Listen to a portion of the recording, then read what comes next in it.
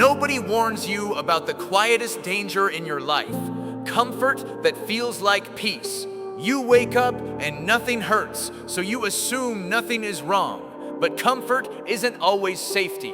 Sometimes comfort is just decline, moving slow enough that it doesn't ring any alarms.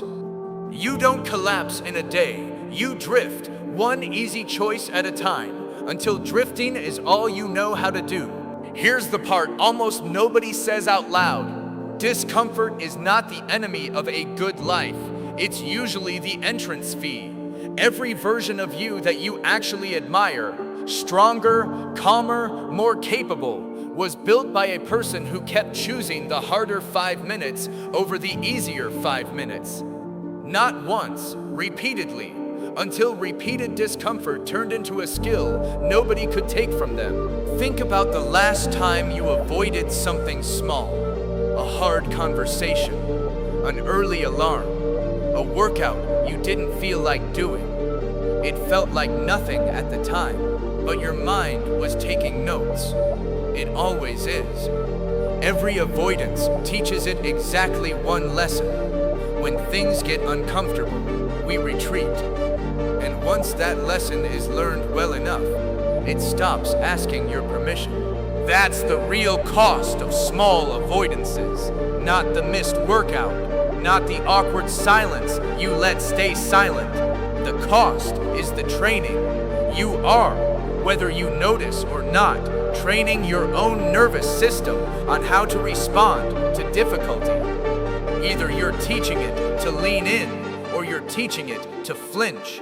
There is no untrained middle ground. So ask yourself honestly, not kindly, what have you been training yourself to do when things get hard? Quit, delay, numb out, or push one more inch past the point where it would have been easier to stop? Your answer isn't a mystery hiding somewhere. It's sitting in your last 30 days, plain as anything, if you're willing to actually look. Most people won't look. Looking honestly is uncomfortable, and we've already established that discomfort is the first thing most people run from. So they keep the mirror angled just slightly away from the truth. They call it being busy. They call it a rough patch. They call it anything except what it actually is, a pattern they've been quietly building for years. Here's something that should terrify you a little, in a useful way. Patterns don't ask for your approval. You don't get to keep the identity of hard worker just because you liked the idea of it once. The pattern only counts what you actually did, not what you meant to do, not what you'll do next month, not the plan sitting untouched in your notes app. This is why intentions feel so good and change so little. An intention costs nothing. It requires no discomfort, no risk, no possibility of failure.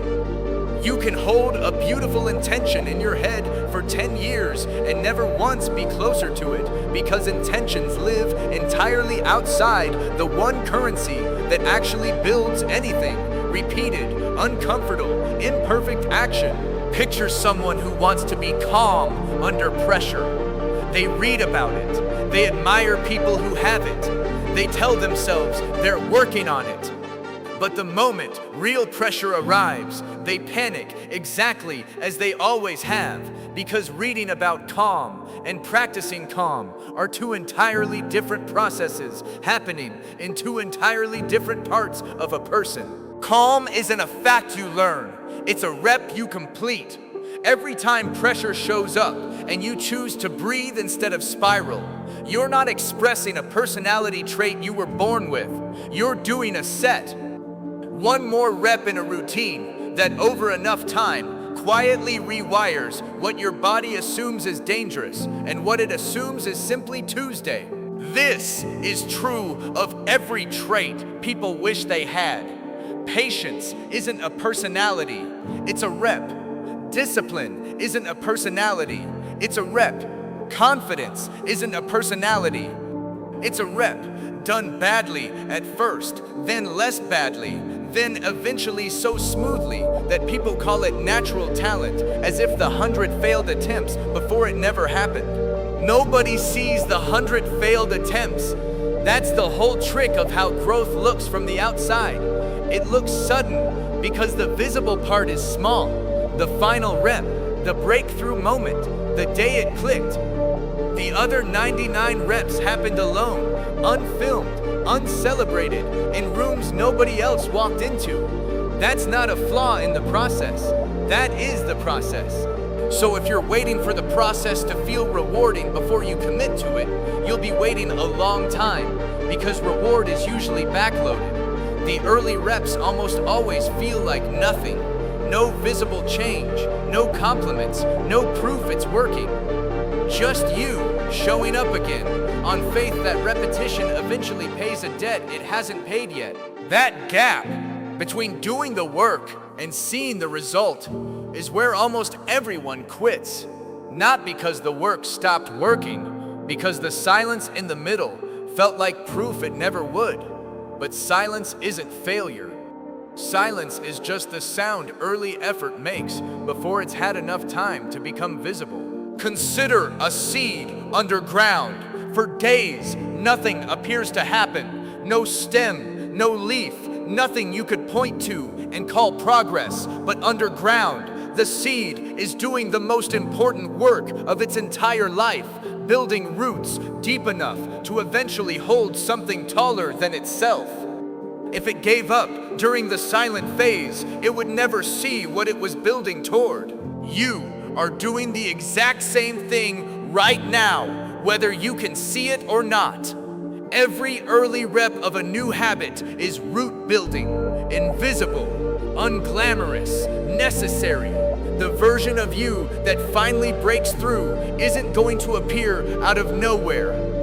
It's going to emerge from however many quiet, unseen reps you were willing to complete before anyone was watching. Here's a question worth sitting with for a moment. Are you building roots right now? Or are you waiting for a stem to magically appear without them? Because a lot of people want the visible result without ever doing the invisible work that makes it structurally possible. That's not laziness exactly. It's a misunderstanding of how growth is actually shaped. Growth is never shaped by the moment you finally get recognized. It's shaped earlier, quieter, by the version of you that showed up on the days recognition wasn't even a possibility. That's the version worth becoming, not because it gets noticed, but because it's the only version capable of holding anything real once it finally does get noticed.